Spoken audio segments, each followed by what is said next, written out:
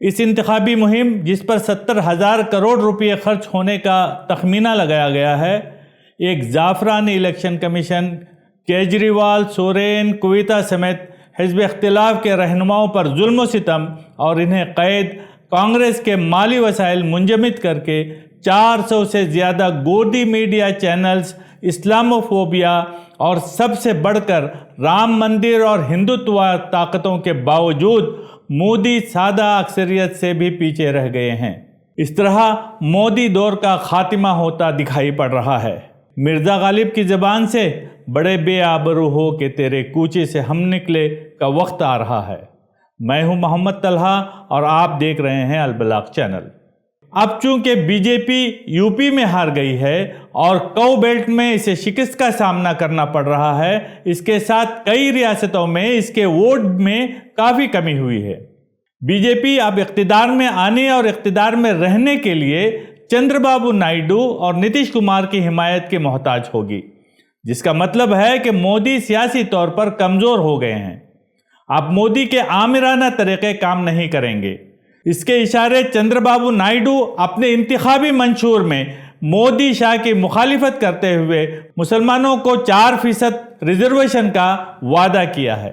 موشا یعنی مودی شاہ کا آپریشن کمل بھی آپ کام نہیں کرے گا۔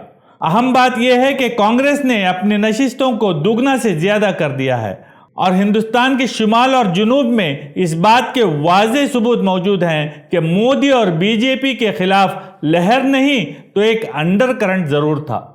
اب میڈیا کی بھی کایا پلٹ ہونا شروع ہو جائے گی اور اپوزیشن کی باتوں کی گونج بھی ٹی وی سے سننے کو ملیں گی۔ راہل گاندھی ملک میں جمہوریت نواز قوتوں کے دوست بن جائیں گے، سنگھی ایک قدم پیچھے ہٹ جائیں گے۔ بابو عام لوگوں اور اپوزیشن پر ظلم نہیں کر سکیں گے۔ امکان ہے کہ عدالتیں کھلم کھلا سنگھی فیصلے نہیں دیں گی۔ ای ڈی اور الیکشن کمیشن ایک دوسرے کے پیچھے لائن پر آ جائیں گے اور سپریم کورٹ بھی اتنی بے شرمی سے سنگھی بننا بند کر دے گا۔ اب ہم ایسا گمان کر سکتے ہیں۔ سب سے اہم بات یہ ہے کہ نتن گڈکری اور آر ایس ایس موشا یعنی مودی شاہ سے اپنا بدلہ لینے کے لیے منہ کھولنا شروع کریں گے۔ زعفرانی ماحولیاتی نظام کے اندر موشا یعنی مودی شاہ کے پروں کو کاٹ دیا جائے گا۔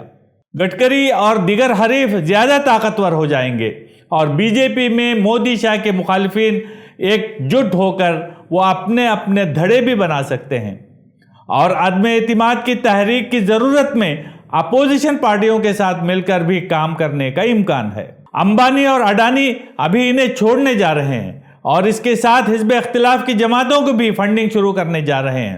ان کی تمام میڈیا جائیدادوں مثبت کوریج کے ساتھ ان کی مدد بھی کریں گے۔ اس کے اشارے ایگزٹ پول کے درمیان ہی دیکھنے میں آئے جب نیوز 18 نے اپنے پہلے ایگزٹ پول سے رجوع کیا اور نیا ایگزٹ پول پیش کیا جس میں کانگریس کو زیادہ سیٹیں ملتی دکھائی تھی۔ موشا یعنی مودی شاہ کی آدھی طاقت اے امبانی اور اڈانی کے خرچ کی جانے والی رقم اور ان کے میڈیا چینل سے آتی ہے جو 24/7 یعنی 24 گھنٹے نفرت پھیلانے کا کام کرتے رہے ہیں۔ اس میں کمی کے ساتھ موشا یعنی مودی شاہ کی مقبولیت کافی تیزی سے گرتی ہوئی ختم ہو جائے گی۔ مودی شاہ نے کبھی اتحاد میں کام نہیں کیا اور نہ ہی کبھی ایسی حکومت تشکیل دی جس میں ان کے پاس مکمل اکثریت نہ ہو۔ موشا یعنی مودی اور شاہ کو سیاسی چال چلنے کے لیے نتیش اور نائیڈو کی حمایت کی ضرورت پیش آئے گی اور یہ کوئی آسان کام نہیں ہوگا۔